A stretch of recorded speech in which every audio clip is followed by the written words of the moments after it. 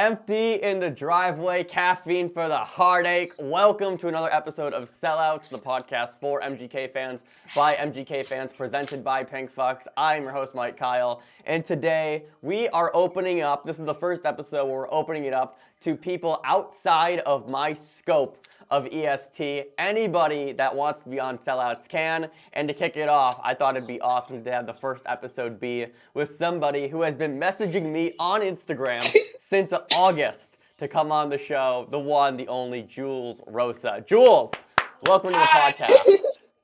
Hi, Mike. It's great to meet you. How was that intro? Good? It was great. Cool. So, as part of like the process now to get on, if you want to be on this podcast, there's a link down in the description down below, pinkfox.com/sellouts. Just fill out the application. We'll get back to you. But Jules, this has been a long time coming. So how do you feel just kind of like being in the seat, ready to be on the pod?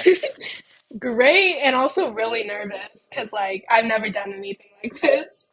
Yeah, I get that a lot. People come on, they're like, I'm so nervous. I've never done anything like this before. And my whole job as host is to make you guys all look and sound great, so there's never a fear.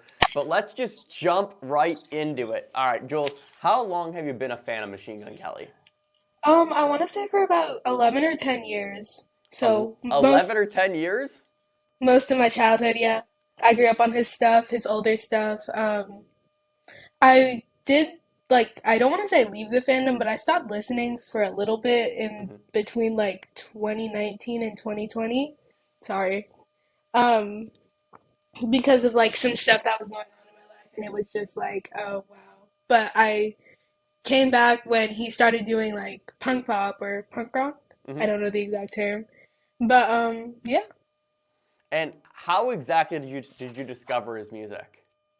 Through my dad actually, because my dad he was living in Cleveland while Colson was still like handing out mixtapes and he got one, so it was just like that love grew from my family. Yeah, so that's cool. You kind of have like two generations of EST in your family. Yeah. So did your dad like listen to him a lot, and then you just like had it on in like the car, and you guys would always jam out, or like what's kind of like the scene for like how often he was being played in your house? Quite a lot actually. I had all the CDs from Lace up until Hotel Diablo. So it was always being played in the car. I memorized all the lyrics to Wild Boy at such a young age. And I was just like, oh, wow. Yeah, But yeah. and what was like your initial like thoughts like hearing his music? Like what were like the things like drew you to him musically? Um, well, I just liked him a lot, especially my favorite song was All We Have. Hmm. But like I told you a little bit earlier when we weren't recording, my favorite album was always General Admission. And for me, I just felt something listening to him. Like being such a young kid, I didn't really know what it was, but I liked it for some reason. I think it was just his lyrics hit home for me quite a bit. So, yeah. Yeah, and even if one of your favorite songs is "All We Have," that's a song that's near and dear to my heart. It was probably on a repeat for me when Lace Up the album came out in 2012. So one of my favorites off that album for sure. But you said that your favorite album is General Admission. Okay, Yeah. I have a lot of thoughts on General Admission. So what to you for you is like what makes it so great? Why is it your favorite? The the vulnerability in some of the songs. Definitely, those songs hitting home for me. I feel like it just has a really special place in my heart. Yeah, and what are your favorite songs off of General Admission? Gone. I like Merry Go Round. It makes me cry though. Okay. Therapy, Every Day, and I'm blanking on my favorite song. All Night Long. Okay, cool. So you got a wide list there, which as you Yeah, probably should, it's if it's your favorite album, you probably should have a wide list. So let's just kind of walk through some of those. So Gone is probably one of my favorite songs off of General Admission. Personally, I like the acoustic version on YouTube more. If you've me seen too. that, if you haven't, I everyone have. should, right? Link down below in the Yeah, description for exactly. that. Um, and then All Night Long is probably up in my top three as well. If I had to rank my favorite songs off General Admission, it probably goes Alpha Omega, uh, Alpha Omega, All Night Long, and then Gone. That's probably how I do my rankings for general admission.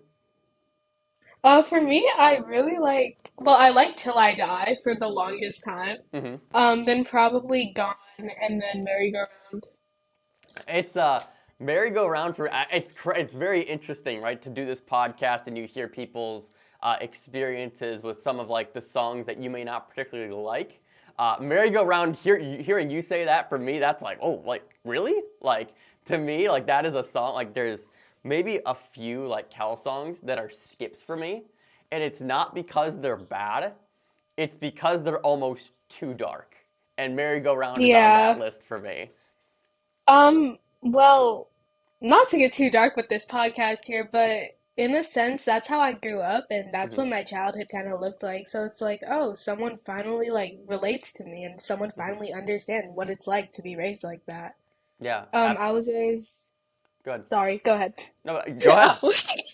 I was raised around a lot of like drugs and alcohol and stuff like that. I never really seen my mom growing up either, so Hmm.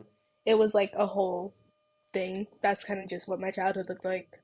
Yeah, and so I guess even going off of that, right? If you think of what a lot of the early music for Kells was, right? If we're just thinking, and it's Lace Up, the album, General Admission, Bloom, and Hotel Diablo, it kind of skews that way too specifically.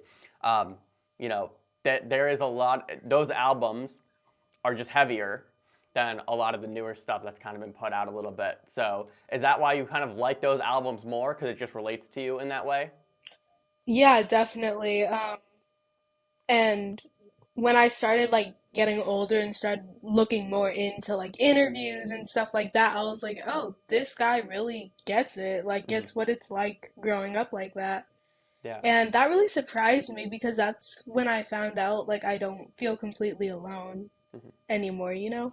Yeah. And what does that mean to you, right? To have that voice in your headphones just to kind of escape to, or or that feeling of, oh, this person gets what I'm going through.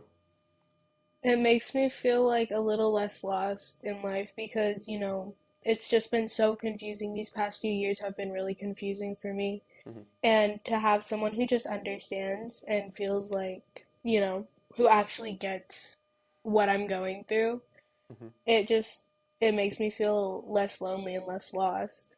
Yeah, absolutely. When I first started listening to Kells, I was in a very very similar boat to that, and it was just very very nice to have somebody that you've never really met in your corner that you can just kind of listen to and turn on and block everything else out.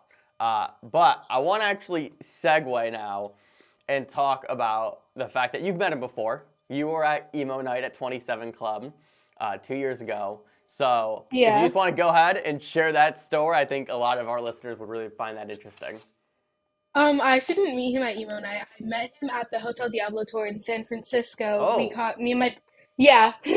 I yeah, so we met him after the show somehow. Me and my dad did. I was like 10, so I didn't really know what to tell him. I told him Hmm. he did put on a very good performance, so he said thank you and stuff like that. My dad was mainly the one talking to him. Yeah. Um, and that night, I think it really touched me, and like, you see how good of a person these artists are, and like, being able to sit there and like talk to Colson, Hmm. and it was really nice. He was a really good person. He was really sweet and genuine. Like that's the best way to describe him. Hmm. Genuine. He is like such a soft soul. Like it's so hard to describe. He's just so Hmm. nice. Hmm. Um, that's like the main way I'm gonna sum it up. He's just a great person. Yeah. And so I guess in that case, then, since I was a step ahead in my outline of my notes over here. Then, how many times have you seen him in concert? Um, from then until now. Yeah. Let's just say in general. Okay, let me just think real quick. I think I want to say I went to the Tampa show, um, Detroit show, then 2019 I just went to San Francisco, and then I seen him I think once during the 27 tour, and I forgot where that was. I don't really remember that much. Mm-hmm. but I want to say 4 times. Oh, nice, cool. What was your favorite show of those four? Um, I really liked. Oh, I forgot to mention I seen him in Cleveland. Sorry, Mm-hmm. I'm like not thinking. I like the Tampa show because he played Taurus, and that's my favorite song right Mm. now. And but I always have to go with the Cleveland show, man. And Cleveland shows are the best. it's different. It's different. What Cleveland? What year was that? Was that the main? Was that this past year at the Brown Stadium, or was that Mainstream last year? sellout, Okay. Brown Stadium. Okay. And what was so being a fan for as long as you have, what was like that moment to where you've seen him in a few different other places, but then to have a stadium like that sold out, all experiencing the exact same like things and feelings and music. What did that mean for you? It felt like this, like finally, like being an older fan, I was like, we finally made it. Like Hmm. that feeling of just like, wow, he went from playing in small venues and like clubs and stuff to playing in to selling out the Brown Stadium, which is a huge staple of Cleveland, and I'm just like, and MGK Day and everything. I almost cried so many times at that show just thinking about that. Hmm. Yeah. It's just like it hits you deep, definitely. For sure, and I think that was kind of that I super similar takeaway, and that was like, oh, like we did it, we did it. I don't know where we go from here. Stadium tour in a few years, perhaps. I don't I know. hope so. I don't know. I don't know. That'd be absolutely wild. But I want to like ask you like, cause kind of sticking along like the same lines here. You know, you've been a fan for a very long time. So, in your opinion, what separates MGK from other artists that you listen to? Man, how versatile he is, how his lyrics, I just his genuineness, I feel like definitely um him as a person, honestly, how good of a dad he is, how good like of a partner he is, all this stuff, like it's just that's what separates him from other people. Hmm. Yeah, that's really cool, and I love that you said the versatility, because that's probably the thing that I go back to the most. Where if you just look album by album by album, they all sound a bit different. They're all stylistically different. There's little nuances where I Bloom to me is the perfect example of this, where you can break Bloom up into like 3 or 4 playlists based on mood alone. Oh Um, yeah, definitely. and so I you feel like I feel like that's where Tickets to My Downfall definitely like started growing in 2017. A lot of people don't realize hmm. that's when it started. Like Let You Go, those slower songs is where Tickets started. Hmm. Sounds like you listen to this podcast a little bit because that's one of my biggest MGK takes of all time. Is that That's it's always been my take too. It's like I went through a phase where I hated Tickets to My Downfall and the punk pop stuff because oh it was no, different. no, But no, it's better though. It's better. it's better, but I just was like, but I really love it now. Good. Between tickets and mainstream sellout, which one do you like more? Oh, Tickets to My Downfall. Why's that? Um, I don't know. It's just lyrically, it's great. I love the features and everything about Mainstream Sellout, but I don't know. Tickets just feels better to me. I just like it so much better for some Hmm. reason. But there I, are songs on Mainstream Sellout that are definitely really good. I don't disagree. Um, I like tickets more than mainstream sellout as well, and I think that there was just a different level of energy with tickets, in my opinion. I think that's the thing that There kind of was separates it. like it just has a completely different vibe than Mainstream Sellout. Hmm. Like, there's an interview where he says that Mainstream Salad is more college and Tickets to My Downfall is more high school, and I definitely can see that. Yeah. I think I've seen that as well, and it's just a very interesting way to look at it because I don't like that's if you listen to everything all the way through, I see where he's coming from on that. But I just think tickets, like, if you were to compare, like, song by song, tickets got bangers. Like Tickets, It does. It truly does. legitimately the first. I think I did the math. It's like the first 5 or 6 songs off of Tickets is like a non-skip. It's impossible to. And just Yeah. like the way that album starts really carries it all the way through. Where in my opinion, like there are just songs on Mainstream Sellout where it's like, I'm willing to skip if I have to. Exactly. Like, Tickets is just a no skip album. I could listen to Hmm Tickets all the way through and not get bored. Uh, Um, but Mainstream Soul, there are a few songs where I just like, do I really like this though? But the deluxe version of Mainstream Solid is actually one of my favorites. I yeah. will say that. I do think Nine the deluxe. Lives. I do think the deluxe version of Mainstream Sellout. The added songs are better than the deluxe version of Tickets.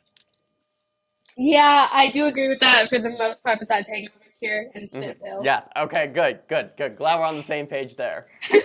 So Jules, right? How has MGK like impacted your life overall? And then like, what are you hoping to see in the future? Right? We're supposed to get a new album this year. So like, what are you expecting this year to be, and just kind of overall like your more like your closing thoughts on MGK? He saved my life, man, so Hmm many times. When about a year difference, not even probably, we both lost our dads, and when Lonely came out, I hmm sobbed because I never realized, like, wow, like, just, I felt like this wow feeling, like, it definitely, like, back to being a little kid and feeling less alone in your headphones, and, hmm And for the next year, I'm just hoping this rap album just comes out and is just good. hmm Yeah. And that's all I really gotta say. I don't have any expectations. I'm just hoping he's creative and he lets out these feelings that he's been feeling. So Yeah. Are that's what you I hope for the hoping? next year. Are you hoping for something more along the lines of like Hotel? Like, if compare this upcoming rap album to an album that he's previously done that you want to see more of. Ooh, this is hard. I want a mix of General Admission and Hotel Diablo. I, That's I, the best way to put it. I think my gut feeling is we're gonna get something just like that. If I had to Exactly. And guess, I think that's where we're gonna go, which is gonna be fun because it, we haven't explored General Admission since what 2015, or 2016. yeah, Um, exactly. It's been way too long. And then obviously Hotel Diablo, we haven't gone back to that in about 4 years or so. So we're due. This album's going to be great. And Jules, of course, you know we like to wrap up every podcast with a quick little rapid fire game of 5 MGK questions. Can we play it with you? Yeah, for sure. Cool, let's do it. All right, starting off, we have blonde hair or pink hair. Blonde. And if we had to go a black guitar from Mainstream Sellout or pink guitar from Pink Tickets from guitar. Downfall? Pink guitar. Okay, Pink cool. guitar. Um, if you could see him perform anywhere in the world, where would you want to see him perform at? Cleveland again, definitely. Okay. If he could collab with your other favorite artist, who would he collab with? Billie Eilish. All right. And then our last question is going to be, let me think. If you can only play one MGK song off of General Admission for the rest of your life, which song would it be? Merry-go-round. And there we have it, ladies and gentlemen, the one, the only Jules Rosa. Jules, thank you so much for being on the podcast. I'm so glad we're finally make this happen. Of course. Thank you for making it happen. Absolutely. And if you guys enjoyed this episode, be sure to leave a like if you're watching on YouTube, subscribe on YouTube, Apple Podcasts, Spotify, wherever you're listening. And of course, you can use promo code SELLOUTS at checkout at pinkfucks.com to receive 10% off of your purchase. P.S. New drop happening soon. Thank you so much, and we will see you in the next episode. Later.